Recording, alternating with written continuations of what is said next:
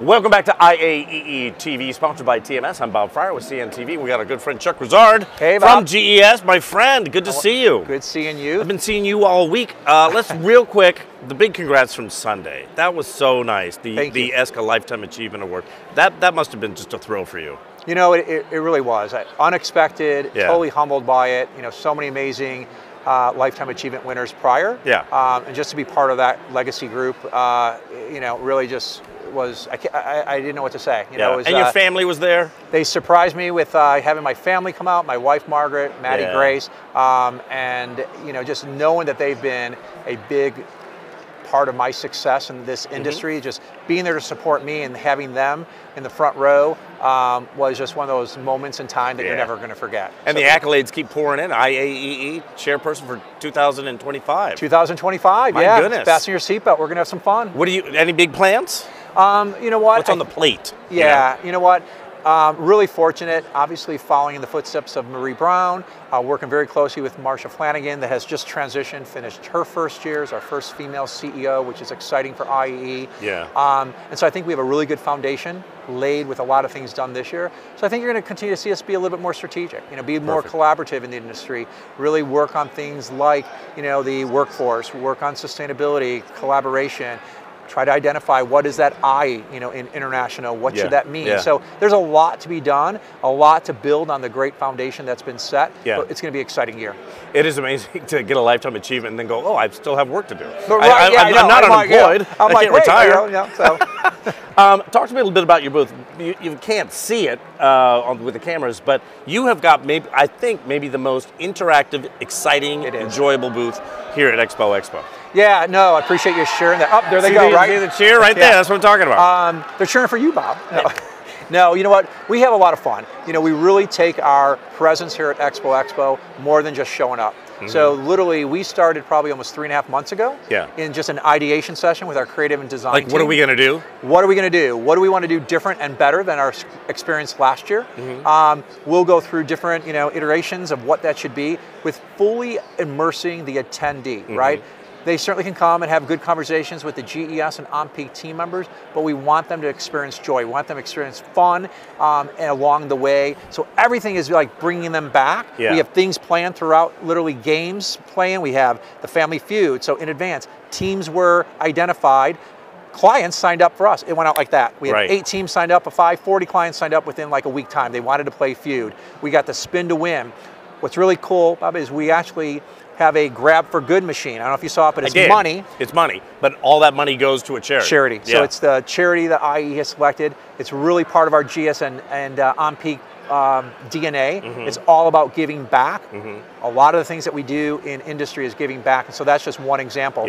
All of the clients that are going into the grab for good are pulling money, and it's all being donated. Right now, I think we're close up to $5,000. And then at 2:30, 12 winners are going to come back. They all get a backpack, and we're going to have some fun with them, deal or no deal. Bob, do you want to keep your backpack? It could have the magic ticket for $500, or you could trade it for this gift card. So we'll call the banker, and then we'll have some fun. That's how we're going to end our day. Yeah, I mean, it really is brilliant because, you know, you go to an event, you're exhibiting at an event, and you just think, well, people will come to me, but you've really got to be active, don't you? Because trade shows have changed over the years, and I bet in years to come, that is going to be emulated again and again and again. I hope so. It's been successful for us. I hope others will, you know, some great booths, but I hope others will, you know, sort of take that way to make the experience on the trade show floor just fun, gamification, creating experiences, because that way really and it's a younger generation too. So as we see the buyer influence change, the way that they consume the floor is different today. And so we're going to, you know, hopefully build on that. I love the story you told me that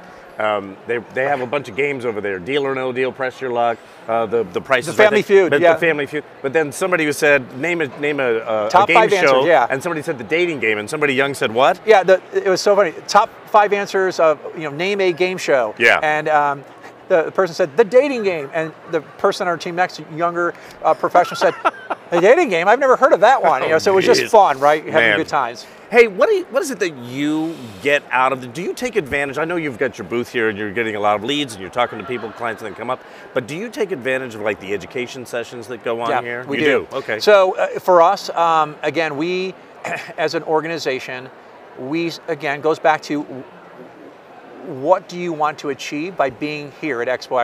And there are so many opportunities, and I encourage folks to get involved with IAEE to customize your package. For us, it's about education. So we have an education track. The GES and on-peak team are doing the introductions of those various sessions, so we get that exposure. We also are all in about the YPs. We are the sponsor for the YP event that was last night, sold out. We also support the Pride community. So the Pride party last night, we were the sponsor, sold out. So it's education, it's the YP, it's the Pride, and then it's the giving back as we're doing it in our booth. So all of that is really how we look at our experience here at Expo. Let me ask you one last question, sort of an overall trends that you see in 2025 or maybe a little bit beyond. Where do you see the industry growing? What are the opportunities that are out there? How do you see that shaking out? Yeah, I think, we've seen a lot of different things. Obviously the roadmap, in the last probably 2 years, you're seeing a lot more around how to use technology, AI, so I think you're going to continue to see that expand.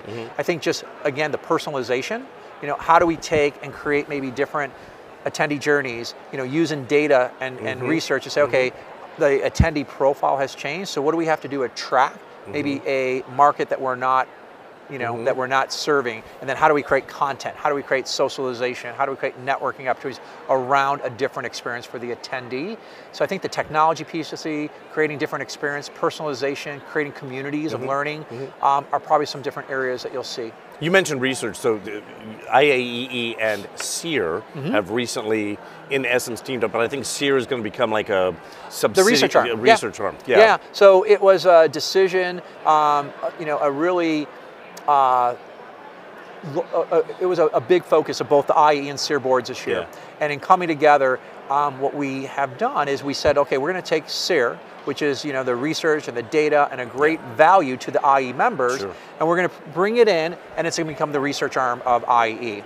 And so with that transition in, and that will go over the next really 18 to 24 plus months, but in a short period of time that will be completed.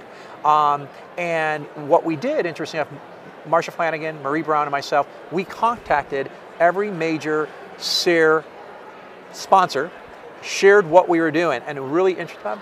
The number one response is, finally, you really needed to do this. That was one, and the second was, oh, we already thought it was, right? So what I think that does, it shows the board of directors that the decision that was made was the right decision for not only IAEE and SEER, but for the industry. So it's SEER research, drives a lot, people reference it. There are so many amazing different tools that our associations and our different suppliers. A GES, we use the index to help set benchmarks in our forecasting, right? So great research, I hope people will take advantage of it. Well, Chuck, you have a wonderful holidays. You have a lovely family. It was nice meeting them Thank you so Sunday much. night. Really appreciate their support. And good luck in 2025. Thank you. All right, my friend. Bye. And again, for IAEE TV, sponsored by TMS, I'm Bob Fryer with CNTV.